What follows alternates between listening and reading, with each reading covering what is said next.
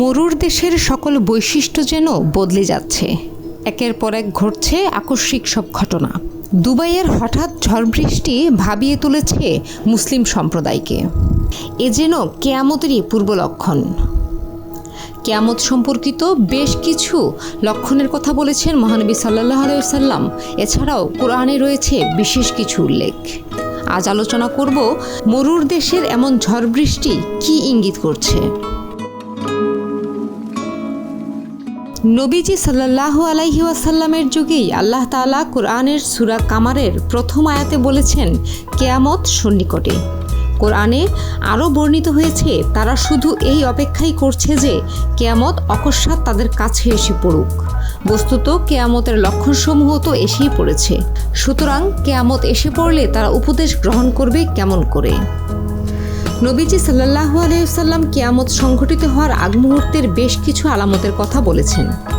এই আলামতগুলোর মধ্যে একটি হলো মরুভূমির সকল বৈশিষ্ট্যের পরিবর্তন। কিয়ামতের আলামতের মধ্যে উল্লেখযোগ্য একটি হলো অতিবৃষ্টি, অনাবৃষ্টি, তীব্র ঠান্ডা ও দাবদাহ সহ বিভিন্ন প্রাকৃতিক দুর্যোগ ব্যাপক হারে বেড়ে যাবে। এতে করে মাঠঘাট যেমন ফসলহীন হয়ে পড়বে, প্রাকৃতিক দুর্যোগের কারণে ফসলের উৎপাদন ক্ষতিগ্রস্ত হবে। আবার মরু অঞ্চলে ঝড় বৃষ্টির কারণে ঘটবে এর উল্টোটা। বন্যার কবলে পড়ে বিপর্যস্ত হবে আরব অঞ্চল। পানির ছোঁয়ায় শুষ্ক মরুভূমি ছেয়ে যাবে সবুজ অরণ্যে। হযরত আবু হুরায়রা রাদিয়াল্লাহু আনহু থেকে বর্ণিত, রাসূলুল্লাহ সাল্লাল্লাহু আলাইহি ওয়াসাল্লাম বলেছেন, কিয়ামত অনুষ্ঠিত হবে না যে পর্যন্ত সম্পদের প্রাচুর্য না আসবে। এমনকি কোনো ব্যক্তি সম্পদের জাকাত নিয়ে ঘুরবে, কিন্তু নেয়ার মতো লোক পাবে না।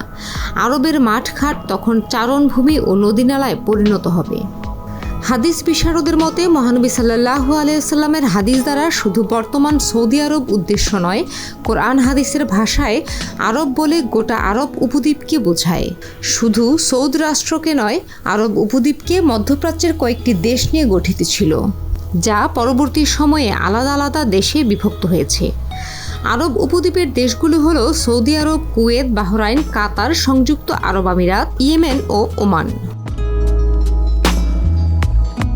সম্প্রতি আবুধাবিতে বন্যায় ভেসে গেল হাজার হাজার কোটি টাকার সম্পদ। বিমানবন্দর তলিয়ে যায় পানিতে। একই দিনে বাংলাদেশ থেকে দুবাইগামী ফ্লাইট ক্যান্সেল হয় 9টি। এছাড়া রয়েছে অনেক হতাহতের খবরও। এত ধন সম্পদ আর প্রাচুর্যে ঘেরা দুবাইও ঠেকাতে পারেনি কঠিন এই ঝড় বৃষ্টি।